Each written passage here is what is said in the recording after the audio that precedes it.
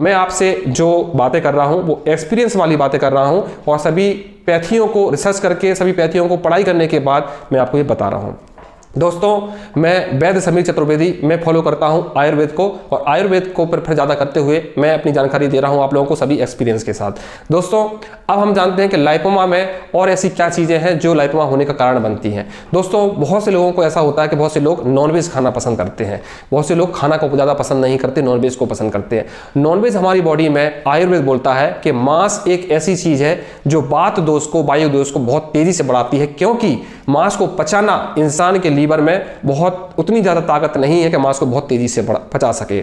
जानवरों के अंदर वो शक्ति पाई जाती है कि मांस को बहुत तेज़ी से पचाते हैं और उनको कोई प्रॉब्लम नहीं होती, लेकिन इंसान के शरीर में वो क्वालिटी नहीं है कि मांस को बहुत तेज़ी से पचा सके। जो लोग रोज़ रोज़ मांस खाते हैं और कुछ काम धाम नहीं करते हैं या बहुत ज़्यादा स्ट्रेस लेते हैं जिससे उनकी पाचन क्रिया कमज़ोर हो जाती है, इसके कारण भी लाइपोमा बनने का कारण बताया गया है कि अधिक मांस का सेवन करने से भी लाइपोमा होता है। अब इसके बारे में हम बात करते हैं कि आपका लाइपोमा और क्यों बढ़ेगा।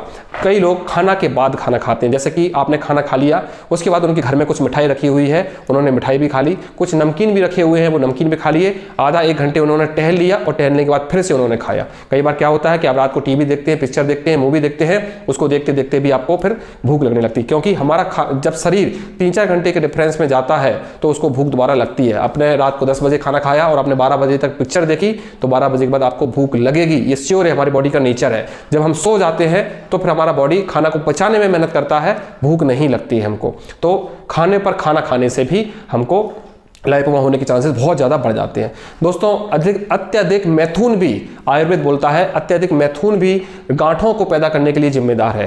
कारण क्या है दोस्तों? अत्यधिक मैथुन से हमारा मेटाबॉलिज्म गिरता है, पाचन शक्ति हमारी कमज़ोर होती है, खाना पचाने की शक्ति, हमको काम करने की शक्ति हमारी कमज़ोर होती है, जिसकी वजह से आदमी लेजी हो जाता है। और जिन लोगों को ज़्यादा खाने की आदत होती है और जो ज़्यादा मैथुन करते हैं, ऐसे लोगों को भी लाइपोमा होने की काफ़ी चांसेस होते हैं। दोस्तों, बहुत से लोग बोलते हैं कि हम ना नशा करते हैं, ना ड्रिंक करते हैं, ना कोई गलत शौक है, फिर हमको ये बीमारी क्यों हुई? तो दोस्तों, मैंने अपने एक्सपीरियंस में लिया है, ये बीमारी आखिर होती ही उन लोगों को है जो ज़्यादा शौक नहीं करते हैं, अपने शरीर पर ज़्यादा ध्यान देते हैं, शरीर को हेल्थी बनाने के ऊपर ज़्यादा ध्यान देते हैं और ज़्यादा खाने पीने के शौकीन होते हैं। जो लोग ज़्यादा खाने पीने के शौकीन होते हैं, जो अच्छा खाते हैं, यह बीमारी उन लोगों को ही ज़्यादा होती है। जैसे कि बहुत से लोगों को मैंने देखा है कि डेयरी फूड्स बहुत खाते हैं, घी बहुत खाते हैं, दही बहुत खाते हैं, दूध बहुत पीते हैं। ऐसे लोगों को भी मैंने देखा है कि लाइपोमा की बीमारी पाई जाती है।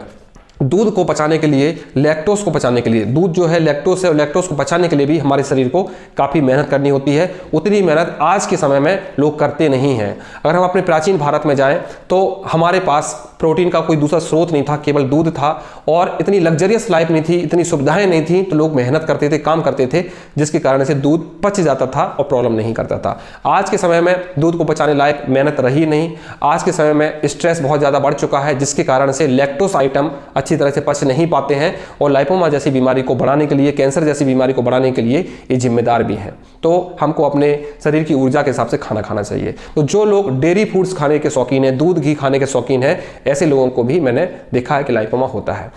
ऐसे भी जो लोग जो बहुत मीठा खाते हैं, मीठे से ही पूरा पेट भरते हैं, उनको मिठाई खाना बहुत ज़्यादा पसंद होता है, दही में शुगर डाल के पूरा पेट दही से भरेंगे। बहुत से लोगों को रबड़ी खाना बड़ा पसंद होता है। बहुत से लोगों के घर में कुछ हलवा वगैरह बन गया तो पूरा पेट हलवा खा के ही भरेंगे। बहुत से लोगों को खीर खाना पसंद होता है तो बहुत से लोग खीर खा के ही पूरा पेट भरेंगे। तो ऐसे लोगों को भी मैंने देखा है कि लाइपोमा होने के चांसेस बहुत ज़्यादा होता है।